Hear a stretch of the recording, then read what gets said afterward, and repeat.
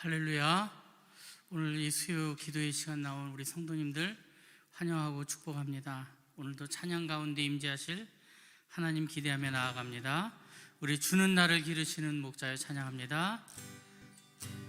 주는 나를 기르시는 목자요, 나는 주님의 귀한 어린 양.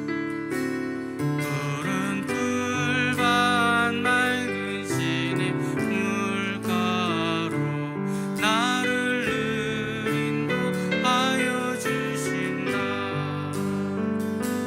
주는 나의 좋은 목자, 나는 그의 어린 양. 저를 따라 꿀을 먹여주시니 내게 부족함 전혀 없어라. 예쁜 새들 노래하는 아침과 노을 비끼는 고운 황홀에 사랑하는 나의 목자 음성이 나를 언제나 불러주신다.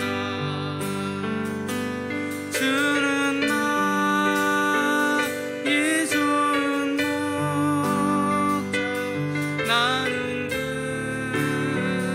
그의 어린 양. 저를 따라 꿀을 먹여주시니 내게 부족함 전혀 없어라. 못된 짐승 나를 해치 못하고 거친 비바람 삼지 못하리. 나의 주님 강한 손을 펼치사 나를 주야로 지켜주신다. 주는 나의 좋은 목자, 나는 그의 어린 양. 저를 따라 꿀을 먹여주시니 내게 부족함 전혀 없어라. 아멘. 우리 내가 여기서 믿고서 우리 박수치며 찬양합니다. 내가 예수 믿고서 제사함 받아 나의 모든 것 다 변했네. 지금 내가 가는 길 전국길이요, 주의 피로 내 죄가 씻겼네. 나의 모든 것 변하고 그 피로 구속 받았네. 하나님은 나의 구원 되시오니 내게 정죄함 없겠네. 주님 밝은 빛에서 어둠에 지니 나의 모든 것 다 변했네. 지금 내가 주 앞에 온전케 되면 주의 공로를 의지함일세. 나의 모든 것 변하고 그 피로 구속 받았네. 하나님은 나의 구원 되시오니 내게 정죄함 없겠네.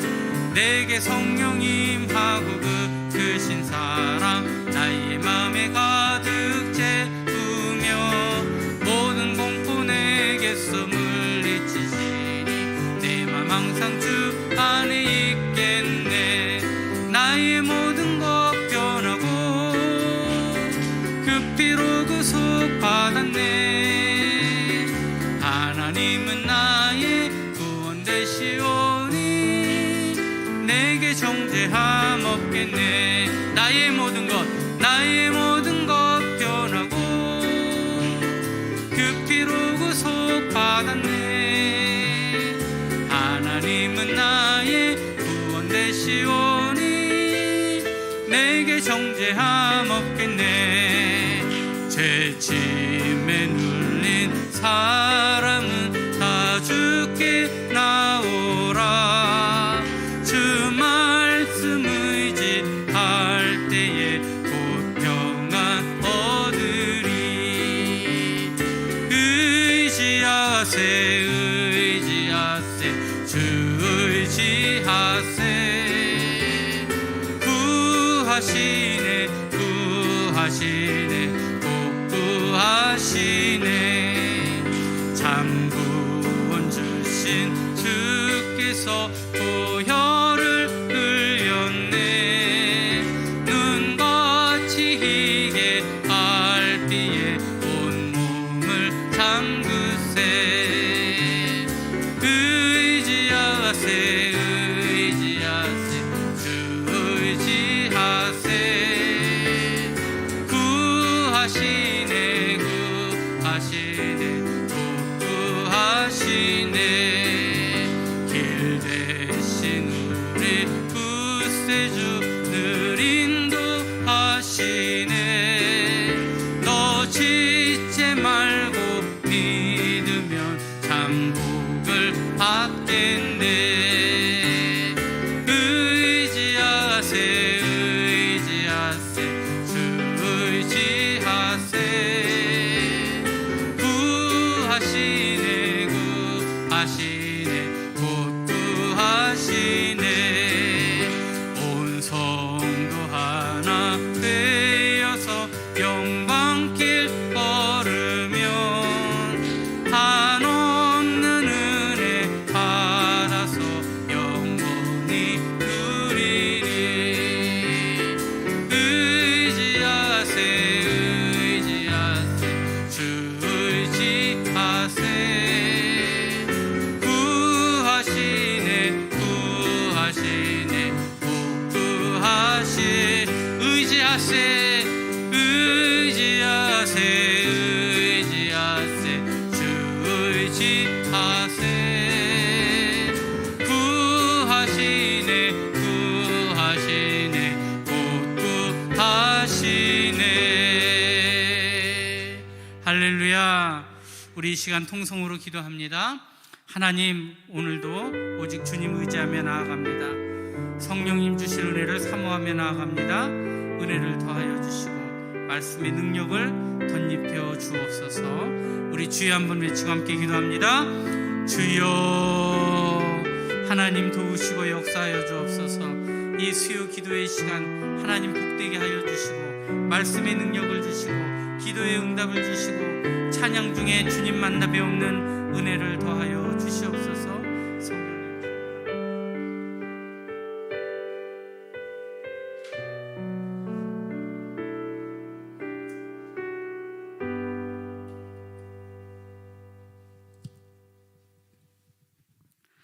함께 기도하시겠습니다. 할렐루야. 만왕의 왕 되시며 우리들의 아바 아버지가 되신 하나님 아버지를 찬양합니다. 이 저녁 수요 예배로 모으시고 찬양과 기도와 말씀으로 인도하시니 감사와 영광을 올려드립니다. 사랑의 하나님, 이 시간 저희들 그동안 지켜오던 신앙의 모습들을 돌이켜보며 주님께 여쭙고 간구하옵니다. 태초부터 택정함을 입은 우리라고 선민의식에 사로잡혀 스스로를 높이며 세워오지는 않았는지요. 주님께 받은 사랑을 흘려보내지 못하고 나에게만 머물게 하지는 않았는지요. 급속도로 발전해가는 세상에서 흐름을 타지 못해 혼자만 낙오될까 염려와 두려움으로 기쁨을 잃어버리지는 않았는지요. 이러한 모습들로 세상을 이겨보겠다고 나의 열심으로 살아왔음을 고백합니다. 십자가의 도를 따르겠다 하면서도 실상은 배도의 길에 섰음도 모른 채 살아왔음을 고백합니다. 자비하신 하나님, 이처럼 어리석고 제약된 저희를 불쌍히 여기시어 용서하시고 긍휼을 내려주시옵소서. 사랑의 하나님, 너희는 먼저 그의 나라와 의를 구하라. 그리하면 그 모든 것을 더하시리라 하셨습니다. 하지만 주님, 우리의 어리석고 부족한 그 무엇으로 주님의 나라와 의를 구할 수 있을까요? 내가 죽어야 하나님의 의가 드러난다면 이제는 나의 나된 것은 십자가에 못 박게 하시고 오직 하나님의 의만이 나타나게 하시옵소서. 그리하여 세상의 빛으로 하나님의 빛을 사람 앞에 비추는 자들 되게 하시고 맛을 잃지 않아 살만한 세상을 만드는 우리 모두 소금의 역할을 잘 감당하게 하여 주시옵소서. 그렇게 하나님의 나라가 내 안에 먼저 세워지게 하시고 우리의 가정과 교회와 나라와 세상 끝까지 온전히 하나님의 나라가 임하게 하시옵기를 간절히 소망합니다. 사랑의 하나님, 이제는 코로나19도 이겨내리라 믿사오니 코로나로 2년의 시간을 보내는 동안 느꼈던 여러 종류의 고통과 환난을 교훈으로 삼아 더 나은 세상으로 이끄는 원동력이 되게 하여 주시옵소서. 사랑의 하나님, 이제 세상은 포스트 코로나를 준비합니다. 그 과정에 인간의 생각은 제하시고 하나님의 뜻과 섭리를 깨달아 오직 말씀으로 들어가게 하시고 오직 예수님만이 삶의 본질임을 알게 하여 주시옵소서. 교회에 세우신 계획에 많은 심령들로 채우시고 나라에는 선한 동기와 능력 있는 위정자들로 세우시고 자라나는 어린아이들이 올곧고 건강하게 자랄 수 있는 사회가 되어지게 하시옵소서. 학생들의 배움의장이 속히 대문의장이 되어 지식뿐만 아니라 인성이 함께 함양되는 중요한 시기를 놓치지 않게 하시옵소서. 코로나19로 인해 나만 우리만이 아닌 온 세계가 함께해야 함을 알게 하셨으니 더욱 열방을 위해 기도하게 하시고 하나님 지으신 세계를 함께 지켜나가게 하시옵소서. 청년부 말씀잔치를 위해 기도합니다. 오랜만에 열리는 말씀잔치에 모든 성도가 은혜 받게 하시고 특별히 청년들을 기억하시어 잔치에 참여할 수 있도록 마음들과 상황들을 만들어 주시옵시고 청년의 때를 주님께 온전히 내어드려 평생의 복을 받는 우리 성북교회 청년들 모두 되게 하여 주시옵소서. 병중에 있는 성도님들과 간병하는 가족들을 위로하시고 어려운 때 맡은 사역을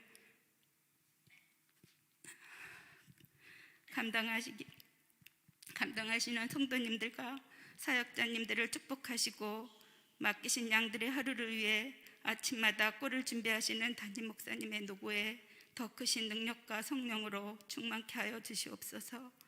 이제 말씀 전하실 부목사님께 성령님 함께 하시어 선포되는 말씀마다 하나님 크신 은혜를 더하여 주시옵소서.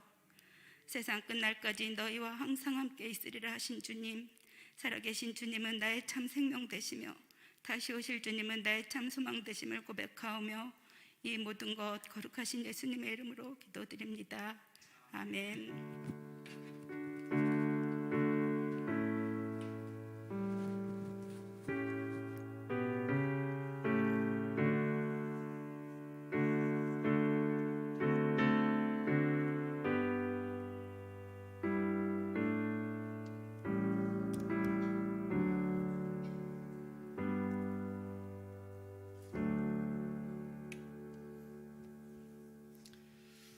오늘 우리들에게 주신 하나님의 말씀 신약성경 사도행전 10장 44절에서 48절까지의 말씀입니다.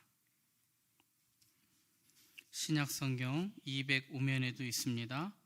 사도행전 10장 44절에서 48절까지의 말씀입니다.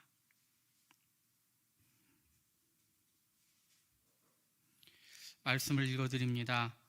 베드로가 이 말을 할 때에 성령이 말씀 듣는 모든 사람에게 내려오시니 베드로와 함께 온 할례 받은 신자들이 이방인들에게도 성령 부어주심으로 말미암아 놀라니 이는 방언을 말하며 하나님을 높임을 들음이러라. 이에 베드로가 이르되 이 사람들이 우리와 같이 성령을 받았으니 누가 능히 물로 세례 베풀음을 금하리요 하고 명하여 예수 그리스도의 이름으로 세례를 베풀라 하니라. 그들이 베드로에게 며칠 더 머물기를 청하니라. 아멘. 우리 함께 인사 나누겠습니다. 사랑합니다. 축복합니다. 네.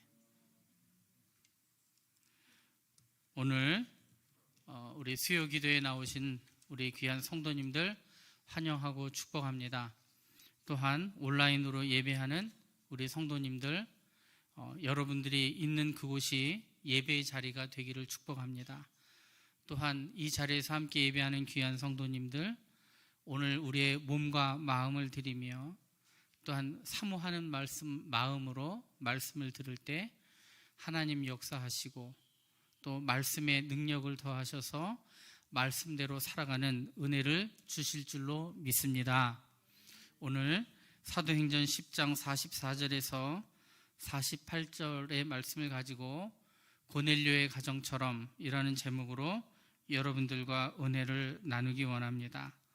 우리 사도행전은요, 여러 가지 특징이 있는데 사도행전의 중요한 특징 중에 하나가 무엇이냐면 바로 성령께서 역사하신다, 그것입니다. 성령 행전 이렇게 얘기할 정도로 성령께서 역사하신다. 그리고 성령을 통하여, 성령 받은 사람을 통하여 하나님 일하신다, 그거고요. 또 중요한 어떤 특징 중에 하나가 무엇이냐면 사도행전이 하나의 역사서로서 그 예루살렘 안에만 머물러 있던 그 복음이 온 유대 땅에, 그리고 문화의 벽, 종교의 벽을 뚫고 로마와 온 열방으로 복음이 전파되었다. 그 전파되는 상황에 대한 특징을 설명을 하는 것이죠. 제가 두 가지를 얘기했어요. 누구의 능력? 성령의 능력으로. 그것이 특별히 강조된 하나님의 말씀이 사도행전입니다. 성령의 능력으로. 그 다음에 복음이 한 곳에만 머물러 있는 것이 아니라, 예루살렘에만 머무는 것이 아니라 유대 땅과 그리고 종교의 벽, 문화의 벽을 뚫고 온 세상으로 로마를 향하여 그 복음이 전파되었다라는 것이죠. 사실은 이 두 가지가 사도행전이 갖고 있는 중요한 특징 중에 또 대부분을 차지하는 아주 핵심적인 특징입니다.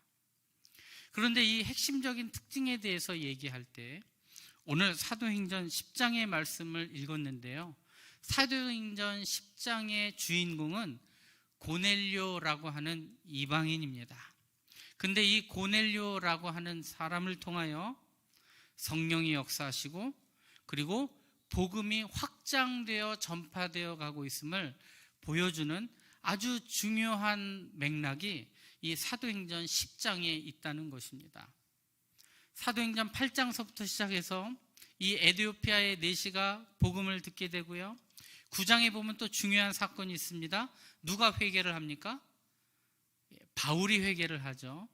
바울이 예수님을 만나고 회개하고 하나님의 복음의 일꾼이 돼요.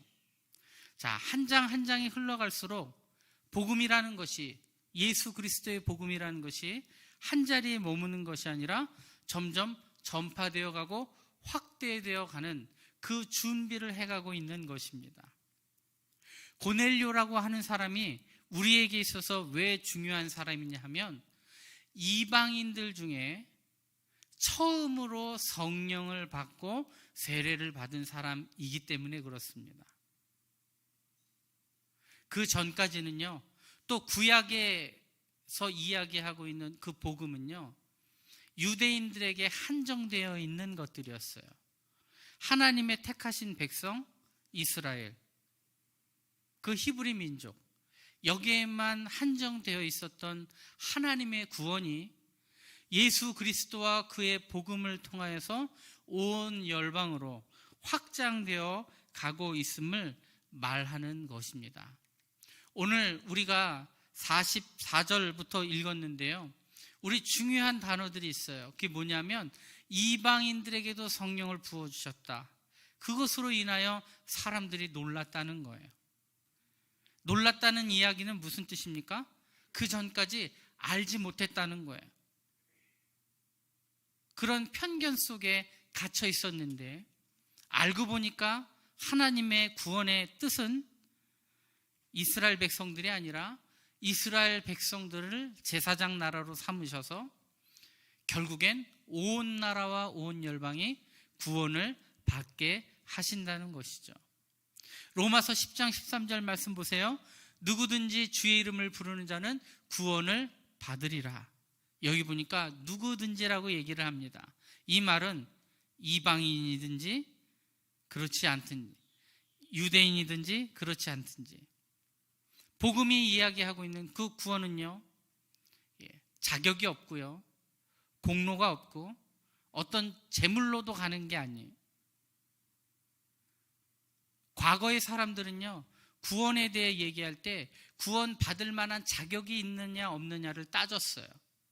그것이 신분이었고 하나님의 백성인가 이스라엘 민족인가 이것들이 중요한 요소가 된 것이죠. 그런데 이 복음이라는 것은 온 세상에, 온 열방에 누구든지, 지금 우리는 예수님이 살았던 시대와 너무나도 동떨어져 있는 먼 미래에 살고 있는 사람들이고, 우리가 살고 있는 이 땅도 과거 예수님께서 사역을 하시던 그 땅과는 거의 정반대에 있는 곳이에요. 우리는 시기적으로나 지역적으로나 예수 그리스도의 복음이 증거된 곳과 너무나 동떨어져 있는 곳에 있는 사람들이에요. 그러나 여러분 어떻습니까? 우리들도 하나님의 백성이 되었죠. 그렇죠? 누구든지 주의 이름을 부르는 자는. 이러한 중요한 복음 확장에 그 중요한 역할들을 했던 사람 중에 하나가 누구냐? 바로 고넬료라고 하는 사람이라는 것이죠. 오늘 저는 여러분들과 함께 이 고넬료라고 하는 사람과 그의 가정을 통하여 역사하신 하나님을 만나고, 또한 이렇게 고넬료와 같은 가정으로 우리들도 우리의 귀한 가정에, 또 우리의 다음 세대에, 또 우리의 후대에 이 귀한 복음이 잘 증거될 수 있도록 이 귀한 고넬료의 신앙을 본받는 은혜의 시간들이 되시기를 축복합니다. 우리가 그런 의미에서 우리 몇 가지 말씀을 근거해서 여러분들과 함께 말씀을 나누어 보려고 합니다. 첫 번째는요, 이 고넬료라고 하는 사람은 하나님을 경외하고, 하나님의가 아니라 하나님을 일입니다. 하나님을 경외하고 기도하는 가정이었다라는 거예요.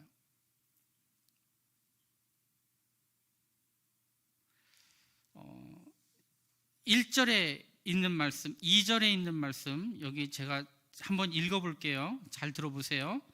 그가 경건하여 온 집안과 더불어 하나님을 경외하며 백성을 많이 구제하고 하나님께 항상 기도하더니, 이렇게 되어 있습니다.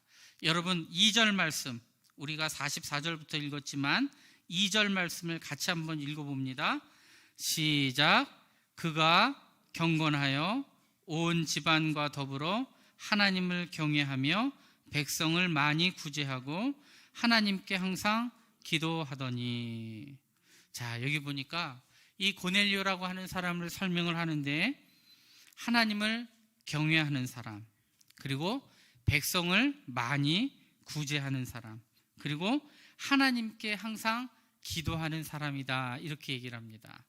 그런데요, 1절 보니까 이 사람은 이달리아 부대라 하는 군대의 백부장이다 라고 얘기합니다. 그래서 이달리아는 이탈리아를 얘기하는 거예요. 그러니까 그들은 이방인이었다 이거예요. 하나님의 백성이 아닌 것이죠.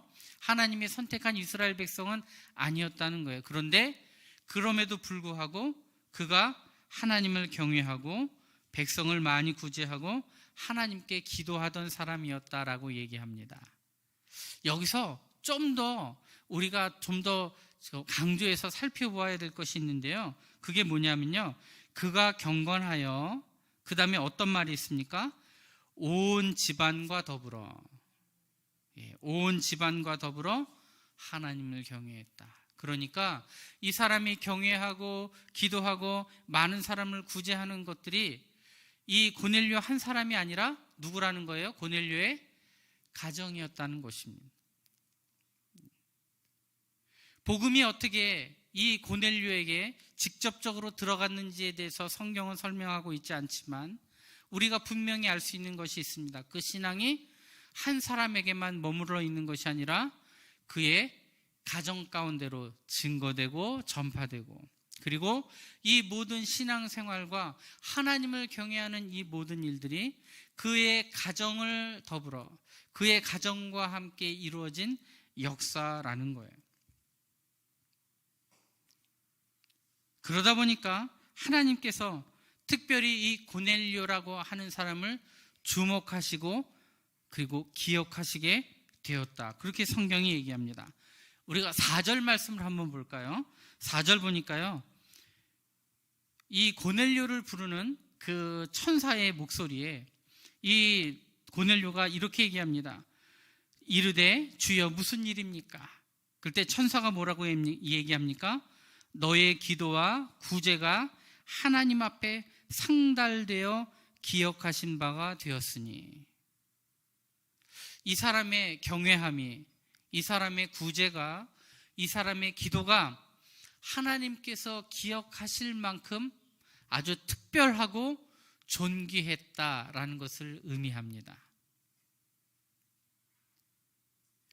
우리가 복음에 대해서 이야기할 때도요, 이 복음이라는 것이 갖고 있는, 구원이라고 갖고 있는 특징 중에 하나가 뭐냐면 이 구원의 의외성입니다. 의외성. 우리가 예상하지 못했던 곳에 하나님의 사람들이 있고, 우리가 예측하지 못한 곳에 하나님을 섬기며 귀한 일꾼으로 쓰임받는 사람이 있다는 거예요. 그 사람의 직분이, 그 사람의 신분이, 그 사람의 자격이 그렇지 않은 것처럼 보여도 그것을 뛰어넘는 놀라운 역사가 있어 하나님을 믿고 섬기는 일에 먼저 된 자들이 있다는 것이죠. 우리가 늘 겸손해야 될 이유가 거기에 있는 것이에요. 먼저 된 자가 나중되기도 하고요, 나중된 자가 먼저 되기도 하는 것이죠. 다들 이 자신이 유대인이라고 하는 그 자격에 자만심만 얻고 온전히 신앙생활 하지 못하는 사람들이 얼마나 많이 있었습니까? 그 중에 대표적인 사람들이 바리새인들이었어요. 그런데요, 전혀 예상하지 못했던 곳에 하나님 앞에 온전히 신앙생활을 감당하며, 그렇기 때문에 하나님께서 특별히 기억하시고 얼마나 기도를 많이 하고 구제를 많이 했던지 그들의 공로와 그 수고가 하나님 앞에 상달된 사람이 있었습니다. 그가 고넬료라고 하는 거예요. 이방인이었지만 하나님을 경외하고 백성들을 구제하고, 그리고 항상 기도하는 그의 가정을 잊지 않고 성령으로 충만하게 하시고 은혜를 주시고 복음 확산의 귀한 통로로 이 귀한 가정을 선택하여 사용하셨다라는 거예요. 항상 기도하는 그 귀한 가정을 통하여 놀라운 하나님의 역사들이 일어난다는 사실입니다. 이 믿음의 가정과 그 가문을 통하여 하나님께서 놀라운 일들을 예비하시고 준비하신다는 거예요. 우리들이 이 세상 떠날 때 자녀들에게 뭘 남길 수 있습니까? 결국에 남기는 것은 신앙의 유산뿐이에요. 여러분 믿으십니까? 예. 많은 것들이 있으면 좋지만 가장 우선된 것이 무엇입니까? 신앙의 유산이에요. 기도를 물려주는 것입니다. 신앙의 가문을 물려주는 것입니다. 또한 허울뿐인 그 가문이 아니라 생명력이 있는, 하나님을 진정으로 경외하며 이웃을 돌볼 줄 알고 또한 기도 가운데 하나님의 뜻을 묻는 귀한 가정의 삶을 우리는 반드시 물려줘야만 합니다. 그 가정을 통하여 놀랍게 역사하신다는 사실이에요.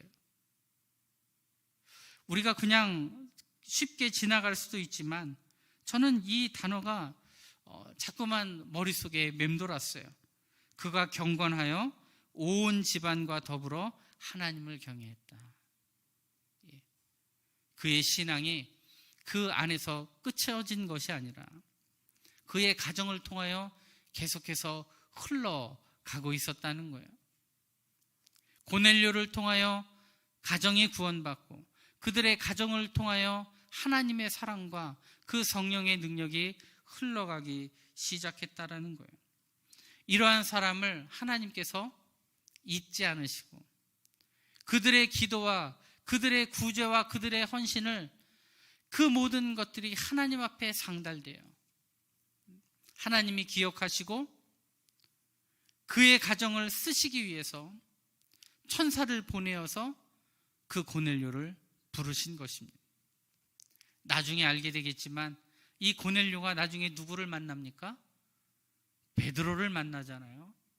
베드로를 만나고 그 베드로가 주는 그 하나님의 말씀을 듣고 그 온 가정과 함께 모였던 사람들이 성령을 받고 그의 가족을 통하여 이 가이사라 지방과 그리고 이 지역을 통하여서 온 세상에 복음이 흘러가게 되는 구원의 통로에 그 귀한 이 사명을 감당하게 됐다는 것이 얼마나 귀하고 복된 일입니까?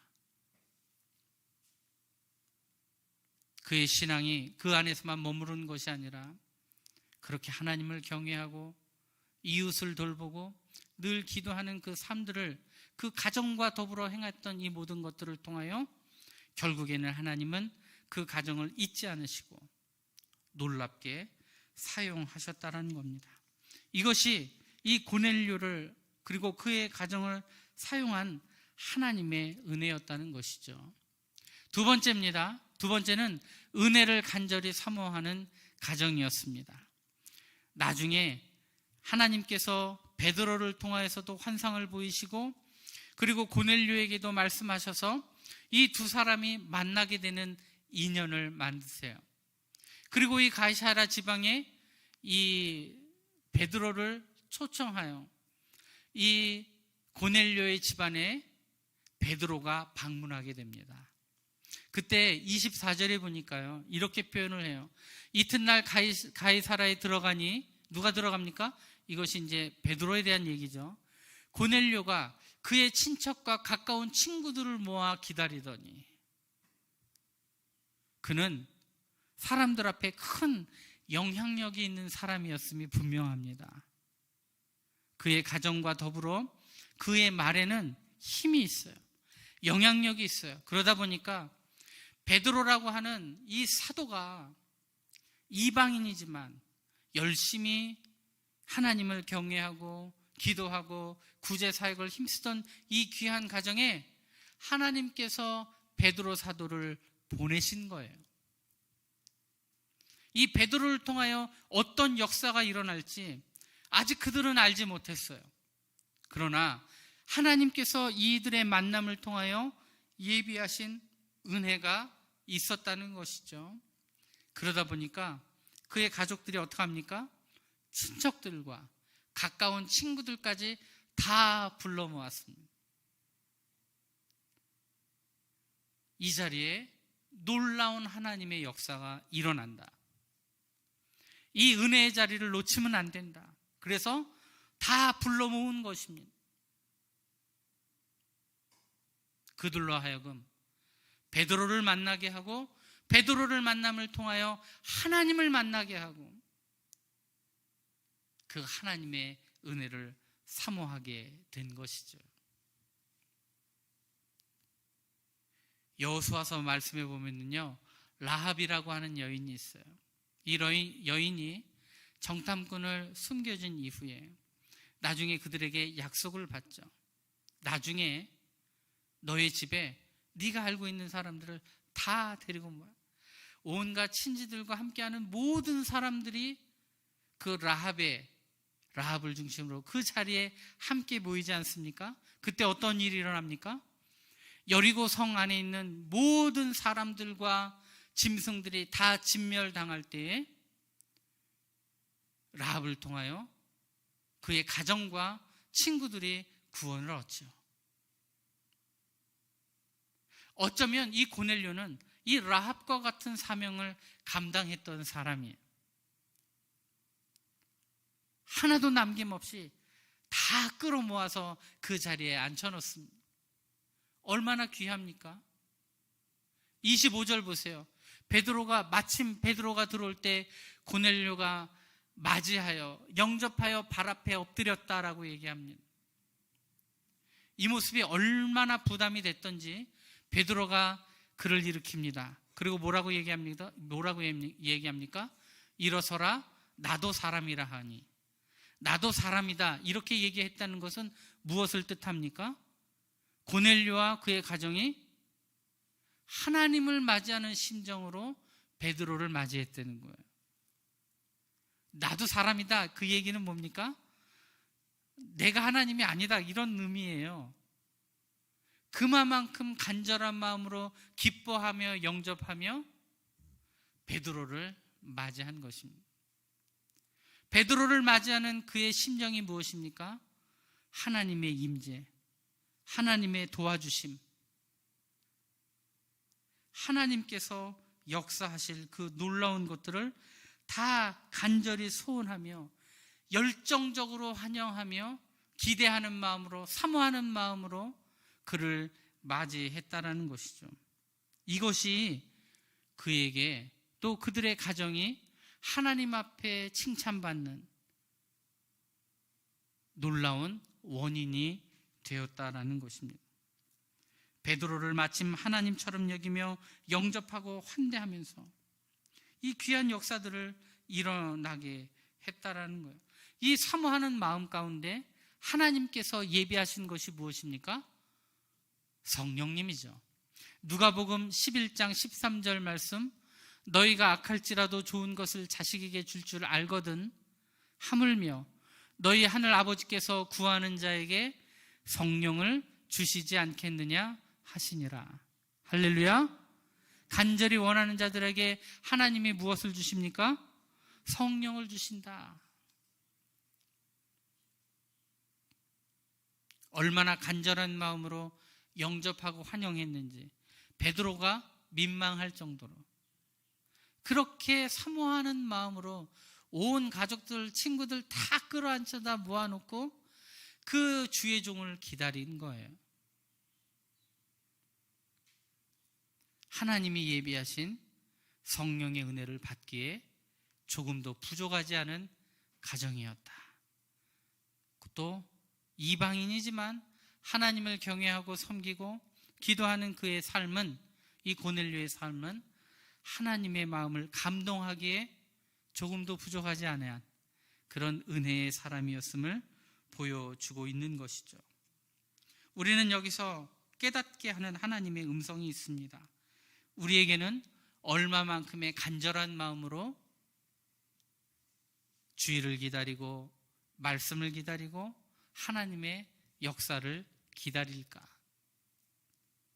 환상 가운데 천사를 만나고 또 하나님께서 인연을 맺게 해주시고 또 만나게 하신 이 베드로 사도를 만난다라고 하는 그 엄청난 기대감으로, 그 사모함으로 음식을 준비했을 것이고 사람들을 모았을 것이고 또 그 앞에 엎드리고 영접한 거죠. 그 귀한 모습을 하나님께서 그걸 귀하게 여기신 것이죠. 우리가 말투 하나만 보더라도 또 행동 하나만 보더라도 그 마음가짐이 보이잖아요. 얼마나 사모하는 마음으로 나왔을까? 얼마나 간절한 마음으로 하나님 앞에 기도하는가? 얼마나 애통해하는 마음으로 그 영혼을 위하여 기도하는가? 하나님은 그 마음을 보시는 것이죠. 사도행전 16장 보면 그런 표현이 있어요. 우리가 잘 알고 있는 표현이죠. 선생들아, 우리가 어떻게 하여야 구원을 얻겠습니까? 이 간수의 이 말, 은혜와 도우심을 간절히 구하는 마음으로 물어보는 거예요. 베드로의 설교를 들었던 수많은 군중들이 그러면 우리가 어찌해야 합니까? 그렇게 물어보는 그 심정의 마음으로 그 자리에 있는 거죠. 이사야가 하나님의 임재를 만났을 때 화로다, 나는 망하게 되었도다, 그렇게 얘기할 때의 그 마음, 하나님 어떻게 하면 좋겠습니까? 하나님 어떻게 하면 좋아요? 내가 어떻게 해야 할까요? 그렇게 간절히 구하는 그 마음 가운데 하나님은 성령을 주시는 것입니다. 그 간절한 마음이 고넬료의 마음 가운데 있었다는 것이죠.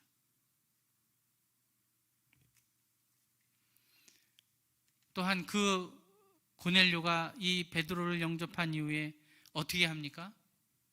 겸손하게 사모하는 마음으로 말씀을 듣고 거기에 성령을 받게 된 것이죠. 오늘 33절에 있는 말씀에 보니까요, 이런 표현이 있습니다. 이제 우리는 주께서 당신에게 명하신 모든 것을 듣고자 하여 다 하나님 앞에 있나이다. 앞에서 말하는 것은 베드로지만 우리가 하나님 앞에 있습니다. 그러한 마음으로 있는 거예요. 강단에서 목사님이 설교하지만 우리가 하나님 앞에 있습니다. 하나님의 말씀 앞에 겸손함으로 섭니다. 사모하는 마음으로 섭니다. 간절한 마음으로 섭니다. 그렇게 얘기하는 것과 마찬가지인 것입니다. 이런 사모하는 마음을 주었는데 어떻게 하나님께서 은혜를 주시지 않을 수가 있겠습니까? 어떠한 말씀이 선포되더라도 아멘으로 화답할 것이고 그 말씀의 능력을 힘입는 은혜의 사람들이 될 것이라는 거죠. 이렇게 간절한 마음으로 우리가 하나님 앞에 있다, 그 사모하는 마음으로 있다라고 얘기하며 베드로의 설교의 말을 듣는 거예요. 베드로의 설교가 무엇입니까? 예수 그리스도에 대한 이야기죠. 예수님의 그 이름과 그 복음의 능력이 선포되어졌습니다. 복음이 전해지고 그 복음으로 말미암아 그들의 마음 가운데 뜨거운 마음이 그들의 마음 가운데서 일어나게 된 것이죠. 44절 보세요. 베드로가 이 말을 할 때에, 이 설교의 말을 할 때, 하나님의 메시지가 선포될 때에 뭐라고 얘기합니까? 성령이 말씀 듣는 모든 사람에게 내려오시니. 그 자리에 있었던 수많은 사람들이 다 성령의 충만함을 경험했다. 그들이 하나님을 높이고 그들이 방언으로 기도하고 성령께서 그들에게 임하셨다는 놀라운 표적들이 드러나기 시작합니다. 고넬료와 그들의 가정은요, 겸손하게 말씀을 듣고 말씀을 듣게 하고 그리고 성령 충만의 은혜를 받은 최초의 이방인 가정이었다는 것이죠. 얼마나 복되고 귀한 말씀입니까? 유대인들만 모인 자리가 아니라 유대인과 이방인들이 함께 모인 자리였는데 그 가운데 성령이 강하게 역사하셨습니다. 말씀을 듣는 모든 사람에게 임했습니다. 이것이 유대인들에게는 엄청난 충격의 사건이 됐어요. 왜냐? 지금까지 구원은 유대인들에게만 있는 줄 알았어요. 그리고 그들은 이 성령의 은혜가 자신들에게만 있는 줄 알았어요. 그런데 그것이 아니었던 거예요. 이방인들에게도 성령 부어주심으로 인하여 모든 사람들이 놀라게 된 것이죠. 성령 하나님은 말씀을 경청할 때 사모하는 마음으로 그 말씀을 듣는 사람을 통하여 역사하심, 여러분 믿으시기를 바랍니다. 우리가 얼마만큼의 사모하는 마음을 가지고 나왔는가, 그 귀한 마음들을 하나님께서 어여삐 보시는 거예요. 얼마나 그 사모하는 마음이 컸으면 베드로 앞에서 우리가 하나님 앞에 있다라고 얘기를 할까요? 그것이 또한 우리가 본받아야 될 우리 성도들의 마음인 것이죠. 우리는 늘 하나님 앞에 서 있는 사람들입니다. 은혜 받기 위하여, 사모하기 위하여 말씀의 자리에 있는 사람들이에요. 그 간절한 마음과 열정의 자세로 하나님의 말씀을 들으니 듣는 사람 모두에게 성령이 임재하신 것이죠. 말씀을 들으면 믿음이 생기고 그 믿음은 우리에게 성령의 임재를 체험하도록 역사하시고 결국 성령의 충만함을 체험하게 하는 것입니다. 수많은 사람들에게 복음의 메시지가 흘러가지만 그것을 듣는 사람의 마음이 얼마나 귀한가, 얼마나 중요한가를 우리에게 일러주는 거예요. 사도행전에는요, 중요한 두 설교가 있어요. 하나는요, 베드로의 설교였고요, 또 하나는 스데반의 설교였습니다. 베드로의 설교에는 어떠한 표현이 나옵니까? 형제들아, 우리가 어찌할꼬? 그이들의 마음 가운데 감동을 받아 마음이 찔려서 회개하며 돌이키며 그럼 우리가 어떻게 해야 하겠습니까? 라고는 순종의 질문이 그들 앞에 있는 거예요. 그런데 말씀을 삐딱하게 듣고 경멸하는 마음으로 듣고 그 말씀을 들으려고 하는 사람들에게는 스데반의 그 설교가 흘러갈 때 오히려 어떻게 합니까?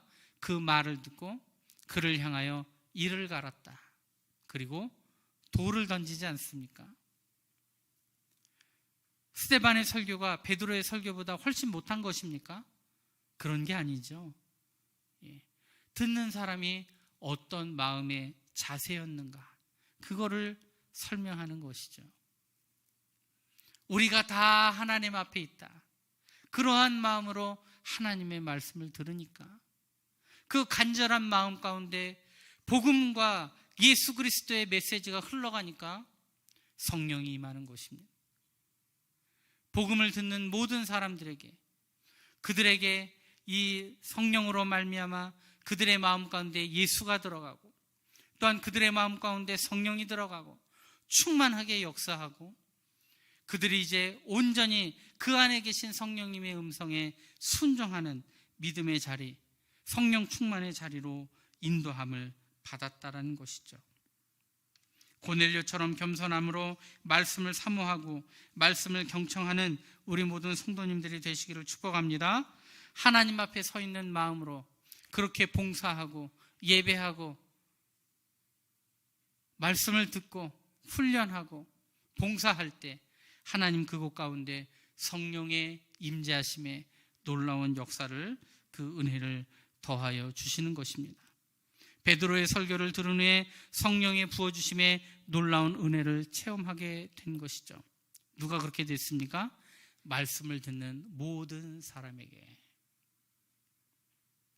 이 고넬료의 가정을 하나님께서 쓰실 만한 충분한 이유가 있는 사람들이고 가정이었습니다. 그래서 이들을 통하여 하나님께서는 그들을 축복의 통로로 사용하시고 구원의 통로로 사용하셔서 이방인들에게 복음이 증거되어지는 발판으로 삼으신 것입니다. 오늘 47절 말씀을 보십시오.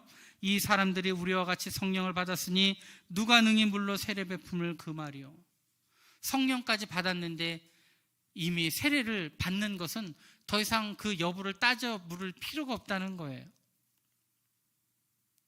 이미 세례 받는 것도 자연 통과, 하나님의 백성이 된 것입니다. 또한 세례를 받았다라는 것이 갖고 있는 중요한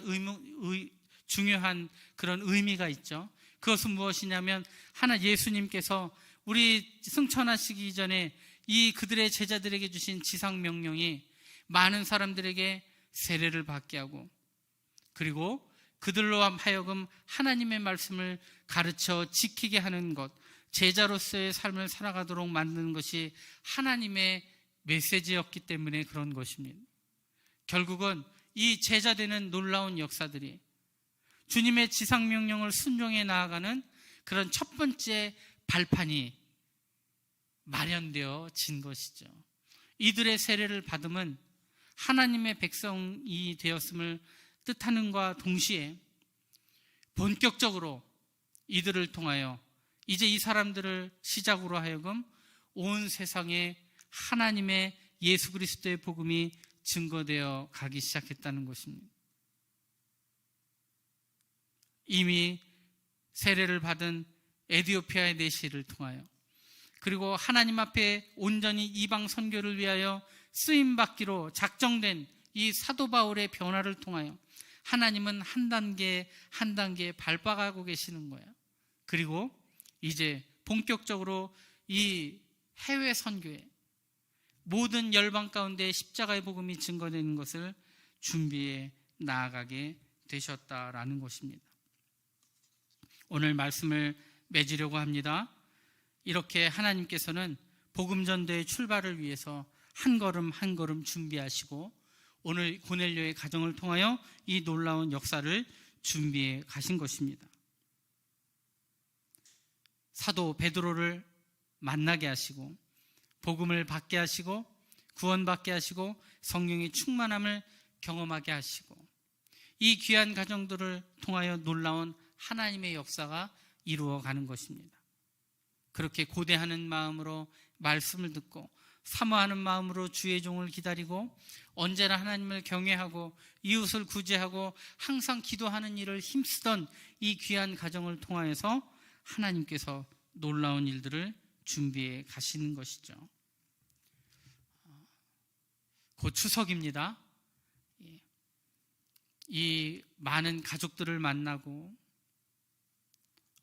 또한 여러 사람들을 접촉하게 될 텐데 우리에 있는 그 가운데서 예수 그리스도의 복음이 그 구원의 역사가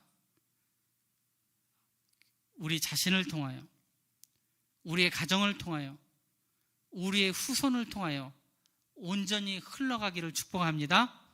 그 귀한 은혜가 있기를 축복합니다. 얼마나 귀한 일입니까? 나를 통하여 우리의 가정을 통하여 하나님의 역사가 흘러간다는 것. 이런 고넬료의 가정처럼 쓰임받는 또 사도행전의 그 역사를 이어가는 그 귀한 은혜가 우리와 우리의 교회와 우리의 모든 가정에게 있기를 축복합니다. 우리 말씀을 기억하며 성령의 은혜 달라고 또 사모하는 마음으로 함께 찬양하겠습니다. 우리 찬송가 182장입니다.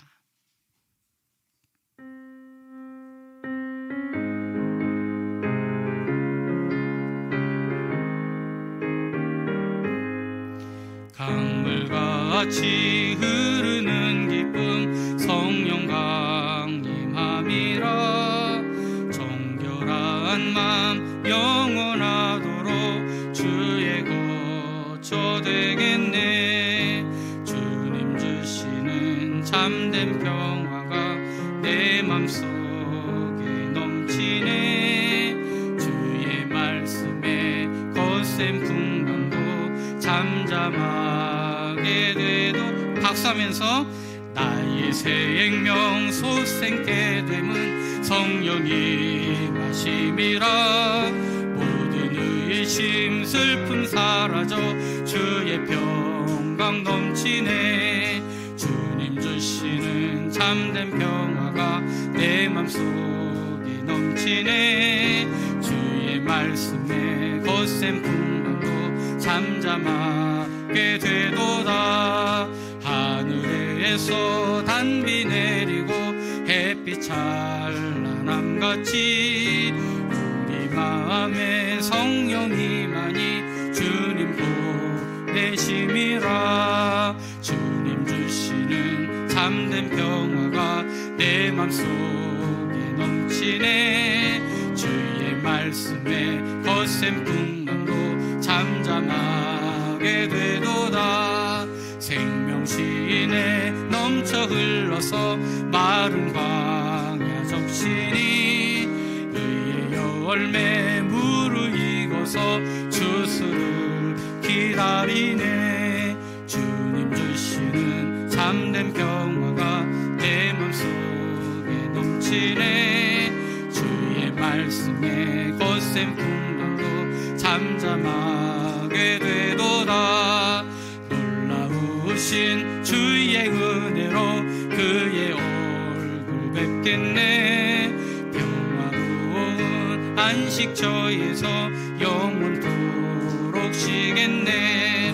주님 주시는 참된 평화가 내 맘속에 넘치네. 주의 말씀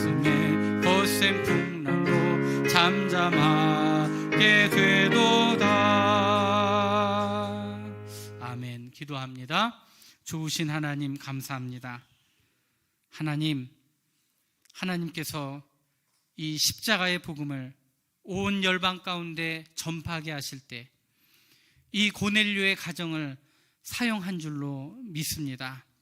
그들은 이방인이었고 하나님 앞에 선택받은 이스라엘 백성도 아니었지만 하나님을 경외하고 백성들을 구제하고 항상 기도에 힘쓰던 사람이었습니다.